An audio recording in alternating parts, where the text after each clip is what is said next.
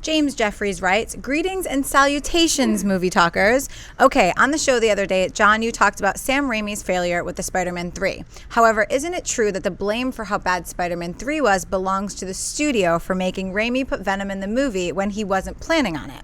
I think we need to remember whose fault that really was. Thoughts?" You know, I'm thank you for the question, James, and I'm glad you brought it up because this is actually something that gets brought up with me all the time whenever I talk about, you know, the quote-unquote failure. And failure is a subjective term. For some people like Spider-Man 3, and that's cool.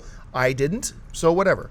So whenever I talk about the failure of Spider-Man 3, it's quite often re-brought up to me. Well, John, and I'll talk about how, you know, Sam Raimi ran out of creative juice. By the time he hit the third film, he's a creative force of nature. He can't stay on one property for too long. He should keep his feet moving. And a lot of people always brought to me, no, John, that was Sony's fault. Sony Studios' fault. It was their responsibility that movie didn't work because they made Sam Raimi put Venom in, and therefore Sony's fault. Well, that's not true.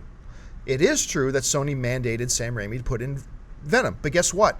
Lots of directors who make lots of movies are mandated by the studio to put certain characters in or take certain characters out. As a matter of fact, Chris Lee and I, not so long ago, we were sitting in a room with Joss Whedon, who's telling the story about, guess what?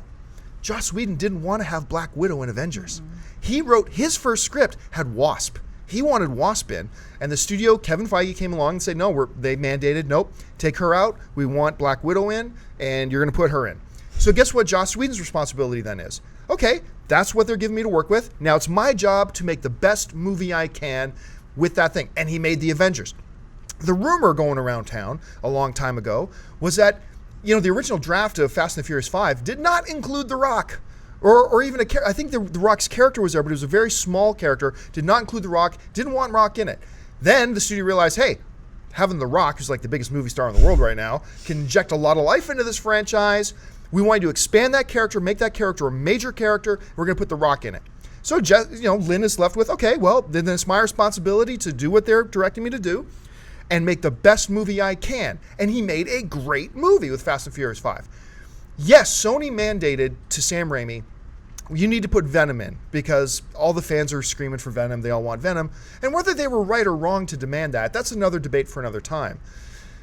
But the fact of the matter is, they're the studio. They say, we want Venom in. So at that point, Sam Raimi's he's the director and he's the writer. So now it's his job. Okay, now make a great movie with Venom. And he didn't. So yes, it's true that Sony mandated that he put Venom in, but he was still the guy in the chair. It was still his responsibility to write a great Spider-Man 3, and they didn't.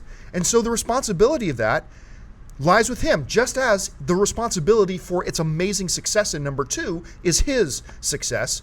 The failures is his as well. And there's no shame in that. Everybody has a bad day at the office. Sam Raimi had one too. He's still a genius. We're still going to go see all of his movies. But let's call it what it is. He dropped the ball in Spider-Man 3. No big deal. We all drop the ball. Even me, once in a while. Schnepp, what do you think? All right. Talking about ball dropping. Let me say, you know what? One of the things that you mentioned, I remember I've read quite a lot on Spider-Man 3, the development process, the pros and cons of it. There are a lot of pros in Spider-Man 3. There's just a lot more cons in Spider-Man 3 if you weigh it out. I mean, you know, the guy who played Sandman, Thomas Hayden Church was great as Sandman. And I liked the way that they played that character and like made him. A lot of people didn't like how they rearranged the origin and made him somewhat, you know, part of the whole creation of Spider-Man. He was part of the gang. He shot his uncle. Yeah. I wasn't a big fan of that, but I liked the way Thomas Hayden Church played Sandman. Right, yeah. Originally, the Vulture was supposed to be in Spider-Man 3. They were going to introduce the black costume at the end of Spider-Man 3, and Spider-Man 4, like Spider-Man 3, he's wearing the black costume at the end, and then Spider-Man 4 was going to have Venom and the Green Goblin.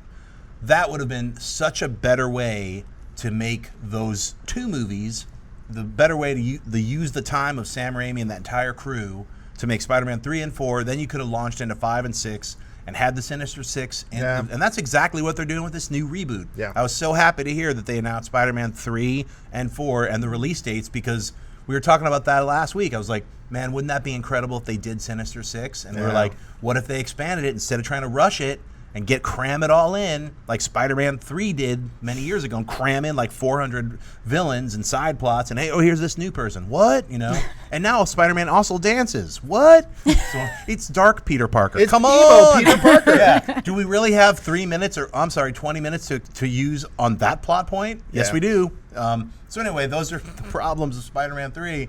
I'm glad that they're all right. We're going to introduce all these different characters. Like I read somewhere that the Vulture is going to just be introduced, perhaps, maybe even in one scene or whatever. Now you got Black Cat, and people are like, "There's too many villains." It's like, why don't you relax? Yeah. Like, why don't you relax and then look at? Oh my God, look, Spider-Man 3 and 4 are now planned out. Yep. And they got their act together. Yeah, so maybe even Giamatti's going to be like the Rhino in some kind of weird robotic outfit. That doesn't mean that he's not going to drink some kind of Green Goblin juice and actually be a Rhino and you don't know. I mean, it's kind of fun to like now we can guess about this for the next like 6 years. You know what would have fixed Spider-Man 3?